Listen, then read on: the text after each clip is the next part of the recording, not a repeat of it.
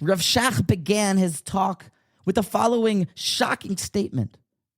He said, "V'omer lachem, I'm going to tell you now, davar she'ulai eineni yachol, maybe I am not right for telling it to you, ve'eineni rashai ledaber ulahaven kach, and maybe I'm already incorrect for saying it and even thinking it." So you know we're about to get something good, and oh, do we get something good? Listen to this pearl of wisdom for the great Ponevezher Rosh Yeshiva, Zechreinu Livracha.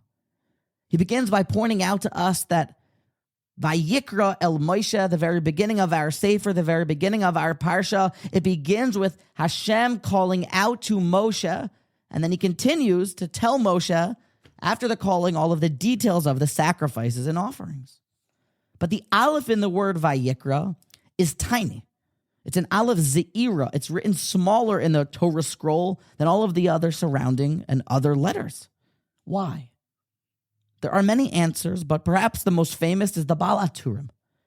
Rav Shach points to the Baal HaTurim, who explains to us because Moshe Rabbeinu, he did not want to even write an Aleph at all. Because Vayikra is a very impressive way of being paged and called by Hashem. It's the way that the top dog, the real great sages and honorable mensches, they get called by that word, Vayikra, when Hashem wants to speak to them. But Moshe, being the ultimate humble individual, so bashful, Anav Mikol Adam, the most humble man of all time, he didn't want to write Vayikra. He wanted to take out the Aleph so it became Vayikar, a much more subdued calling, so it wouldn't be so grand of a paging. But Hashem said no. V'amar la'akadosh baruch hu lichtov gama Aleph, write that Aleph, Vayikra. So Moshe wrote it small, so that he could fulfill his obligation. But Rav Shach then asks, surely you're aware that this isn't the first Vayikra in the Torah. All of a sudden, Moshe is a little bit uncomfortable because Hashem called to him in a very proud way, impressive way. This isn't the first time that Vayikra is mentioned. So why now?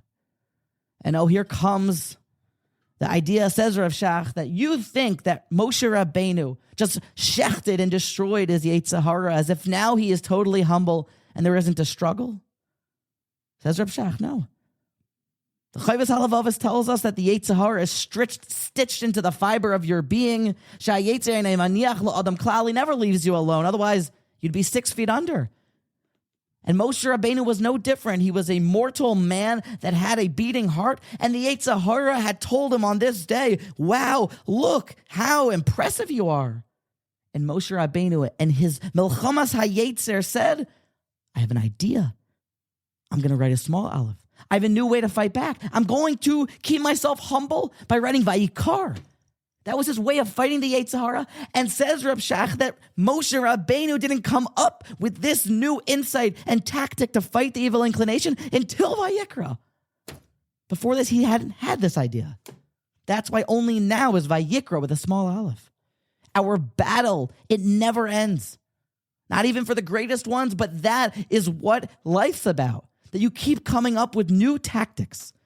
Never just on autopilot, but constantly filling your gas tank with energy to fight back with new schemes, new charts, new stepping stones to get by the traps of the Yetzer Hara.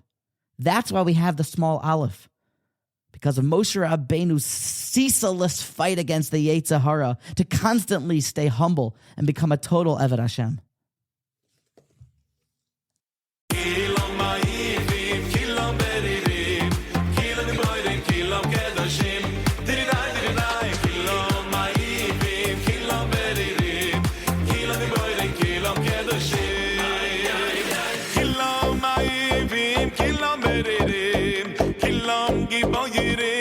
Kedoshim, Kilom Ma'ivim, Kilom Venerated, Kilom Gebonim, Kilom Do Yeshim.